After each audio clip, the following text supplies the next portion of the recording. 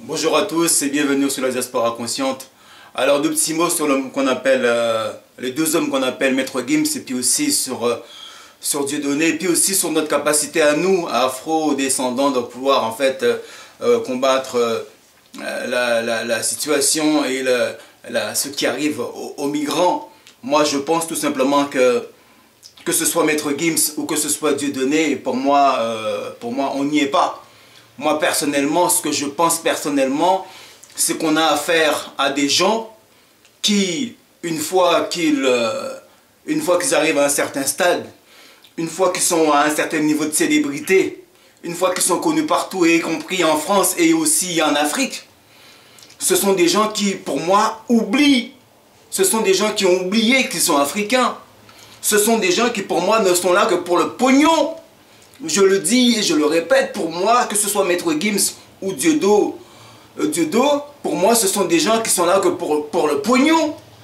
Alors, on connaît, bon, dans quelle direction s'est dirigé Dieudonné.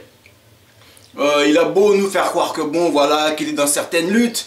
Mais bon, j'ai vu une vidéo de Culminati et la volonté de l'homme Culminati quand il s'est engagé à se dire, tiens, voilà, il y a des crimes qui sont commis au Mali et au Cameroun.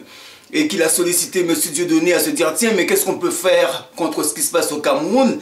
Eh bien, Dieudo, bon, voilà.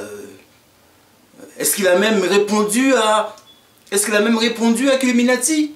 Il a fallu que ce soit Culminati qui aille interpeller Dieudonné. Il n'a pas répondu. Mais pour moi, ce sont des gens qui ont les mains liées.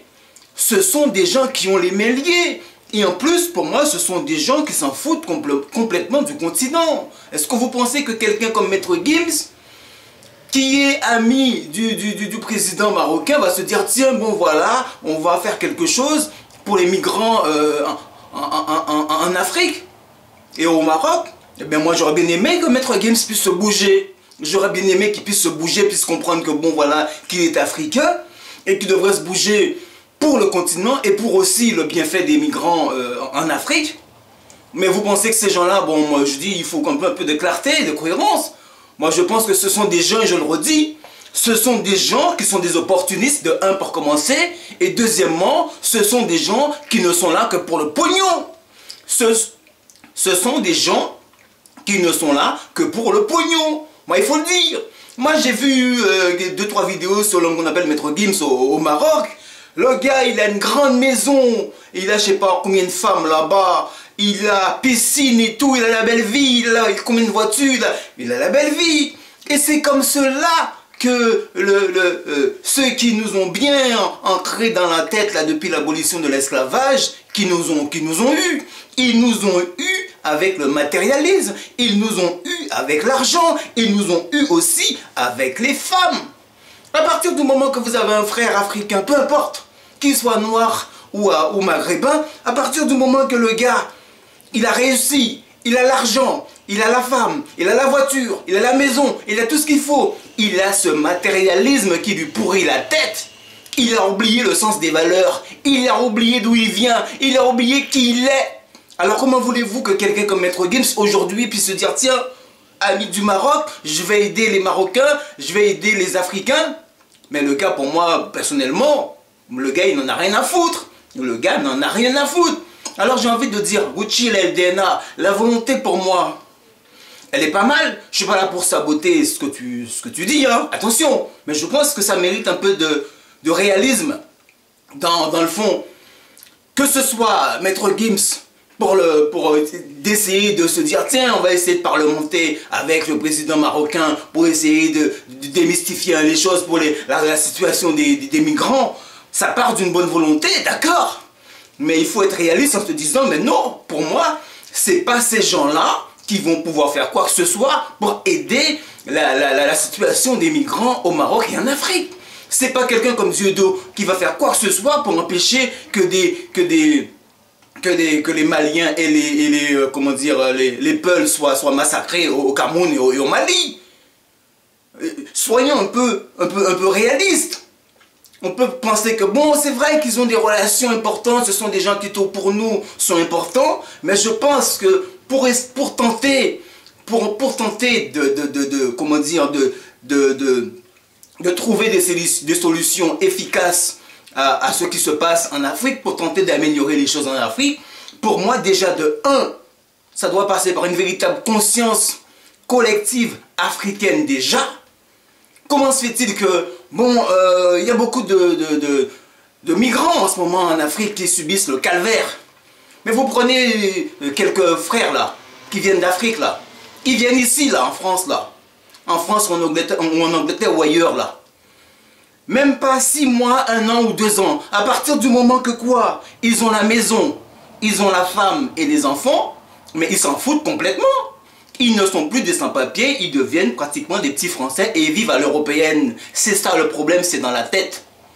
Alors, moi je dis que tant que nous, on va pas comprendre que bon, il faut continuer à rester africain dans sa tête, même si on vient ici. Il faut continuer à être en esprit solidaire par rapport à la situation de nos frères sur le continent. Eh bien, on sera toujours des petits comment on dit, des petits bounty. C'est que des petits bounty dans la tête. Puisque c'est des mecs, même pas après 2-3 ans qui viennent, ils sont ici installés, ils ont l'appartement, ils ont tout ce qu'il faut. Mais ils ont oublié qu'avant, ils étaient migrants. Et j'en connais plein. La preuve. Je vois quelqu'un comme Culiminati qui fait une manif il n'y a pas longtemps là. Et pourtant, le gars, il a des milliers et des millions d'abonnés. Comment on peut comprendre que lorsque vous avez des milliers d'abonnés sur votre chaîne YouTube et que vous faites une manifestation et que les frères africains eux-mêmes à la base, qui sont abonnés, ils ne viennent pas à la manifestation? C'est que moi je me dis, il y a un souci chez nous, il y a un souci dans nos têtes. C'est pas tout de se dire, tiens, on va s'abonner sur la chaîne, mais après, au moment de se dire, tiens, on va vraiment bouger et manifester, venir sur place pour faire les choses, eh bien, les frères africains, on ne les voit pas. On devrait les voir. C'est bien de mettre des j'aime ou des j'aime pas ou de s'abonner sur les chaînes. Mais quand il s'agit de faire concrètement les choses, eh bien, les gars, ils doivent venir. C'est ça notre problème. Il faut que, pour faire avancer la situation, que ce soit des migrants ou de l'Afrique en général, eh bien, que des gars déjà soient complètement un peu décontaminés dans la tête, dans l'esprit. Ça ne va pas. Je dis que le problème, pour moi, il est là. Arrêtons d'être des petits bounty, arrêtons d'être des petits, pour ne pas dire des petits négros d'intérieur là, et réveillons-nous. Cela doit passer par une véritable conscience collective. Voilà. Et moi je dis que j'ai l'impression qu'on n'est toujours pas sorti en fait du fonctionnement du petit noir, pour ne pas dire nègre, qui a été libéré, qui vient d'être libéré de l'esclavage. Il est content d'avoir été affranchi. Et comme il est content d'être affranchi, et là je mets en parallèle le fait de certains qui ont quitté le continent et qui sont arrivés ici, ils sont contents. Et une fois qu'ils sont en Europe, ils sont contents. Et ils ont oublié le continent. Ils ont oublié le continent. Dans leur tête, qu'il y ait des frères qui soient là-bas en train de lutter, de galérer ou de mourir, pour eux, dans leur tête, ça c'est déjà loin. Tout comme le noir qui vient d'être affranchi. Il était esclave avant, mais maintenant il est affranchi. Il a oublié qu'avant il était esclave, et puis maintenant, il vient à l'européenne. Donc, dans nos têtes, ce schéma-là ne va pas s'inverser et on ne va pas oublier, ne jamais oublier d'où l'on vient, qui on est, eh bien, ça ne va pas avancer.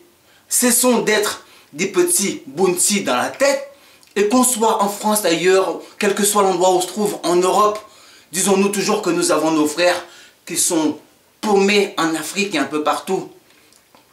On nous a mis dans la tête qu'on était tous français. Oui, vous êtes contents, on se complète dans tout ce qu'il y a de matériel et tout, mais pendant ce temps-là, l'Afrique et la situation de nos frères en Afrique va mal. Je le redis une dernière fois et j'en finirai là, que ce soit Maître Gims ou Dieudo, pour moi, ce ne sont que des prétextes qui nous font croire que ça pourrait se débloquer.